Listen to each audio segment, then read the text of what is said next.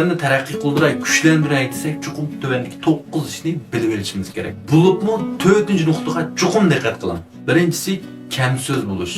Bu yerdagi kam so'z bo'lish o'zingizning nishonini hargiz boshqalarga oshkorlab qo'ymang.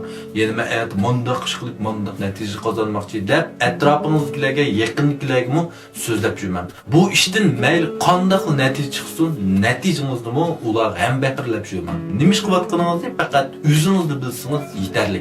Ikkinchisi yanada kam so'z bo'lish. Endi bu yerdagi kam so'zlik boshqalarga yangi tunishib yaqin bo'lgan vaqtning o'zida o'zingizni bak tunishtirib ketmang. Ya'ni o'zingizning o'tmishi, kamchiligi, qatorliqlarni boshqalarga bak bildirishning zaruriyati yo'q. Boshqalar sizni faqat 30% tushunsa bo'ldi. Deylik bir gap bor, dushman degan Amerika, Yaponiya degan mayli, balki yeningdan chiqadi deydigan.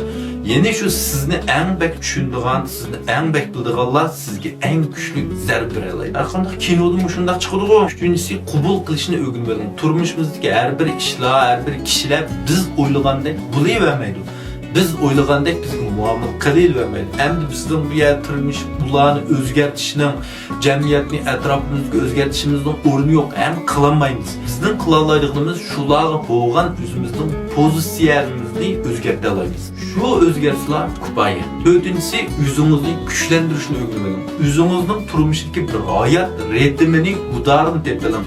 Beden chiniqtirish, kitob o'qish, arom olish, sog'lomlik, uzuqlanish qatorliqlarda bir o'zingizga mos keladigan bir ritm turmush odatingiz bo'lsin. Har qanday zamon, har qanday paytda shu o'zimizga tayinishimiz kerak. O'zimizning kuchiga tayinishimiz kerak. 5-chi o'zingizni tutib olishni, hissiyotingizni kontrol qilishni o'rganing. Va turmushimizga har xil ishlarga yo'liqqan vaqtingizda hissiyot bilan emas, aql bilan hukm chiqarishni, aql bilan ish qilishni o'rganing. Buning uchun ashunday oson hayajonlanadigan, oson bir ishlarni hissiyot bilan ish qiladiganlardan jiroqroq yuring. Eg'ir besiq o'zini tutib oladigan, aql bilan ish qiladiganlar bilan yaqinroq yuring. Sumuqdan boshqasi yuqudi degan gap bor.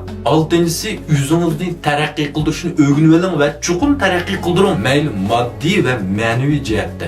Boshqalar sizni ko'rib 10 yildan oldida mushtaqdem tushib ketgansa deb qolmasin. Rahat belbazdan chiqib keting. 7-si yolg'izlikni o'rganib oling, tanholikni. Yalğız tamaq yeng, yalğız kino ko'ring, yalğız bozor aylaning, yalğız sayohat qiling. Shu vaqtda o'zingizning ichki hissiyotini, ichingizdan kelgan bir sadoni anglay olasiz. O'zingizga haqiqiy keraklik, haqiqiy ojizligingizni topa olasiz. Men bu yalğızlikni pek yaxshi ko'raman. Shu o'zimning zilmaydi ishlarning hammasini o'zim yalğız qilib berdim, o'zim suratga oldim, jubirni o'zim tayyorlayman, yana o'zim kirishtirman, o'zim yo'llayman. Hatto men bir uzun safarga mashina haydab qolsam, o'zim yalğız minishni eng yoqtiraman. Bir mashina Burada bazıda yalğızlıktan bak korkunuz şunamı? 8-si köperek aqlingizni ishilting.